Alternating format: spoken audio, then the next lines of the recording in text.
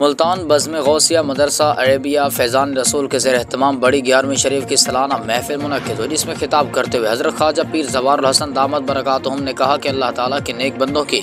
نشانی ہے کہ خرید و فروخت انہیں اللہ کے ذکر سے غافل نہیں کرتا اور وہ پابندی سے نماز قائم کرتے اور زکوٰۃ ادا کرتے ہیں۔ اللہ تعالیٰ نے ایسے بندوں کو بغیر حساب کے رزق عطا فرماتا ہے۔ تقریب سے خطاب کرتے ہوئے قاری محمد اشفاق فیضی نے کہا کہ اللہ تعالیٰ نے سورہ فاتحہ میں دعا مانگنے کا جو طریقہ سکھایا، اس میں ہدایت کی دعا کرتے ہوئے اللہ کے نیک بندوں کے راستے پر چلنے کی دعا کی ہے، لہٰذا اللہ کے نیک بندوں کی تعلیمات پر عمل کرنا چاہیے اور ان کی پیروی کرنا پسندیدہ اعمال میں شامل ہے۔ تقریب کے آخر میں محترم مدرسہ اعلیٰ مفتی محمد قاسم فریدی نے مہمان خطیب کا شکر ادا کیا اور تصوف کی تعلیمات پر مشتمل نکات کی تحسین کی اور کہا کہ مدرسہ عربیہ فیضان رسول کے بانی مفتی محمد رفیق چشتی رحمۃ اللہ علیہ ہمیشہ ایسی محفل کو پسند فرماتے تھے۔ نیز آپ بابا لال شاہ کے وسیلے سے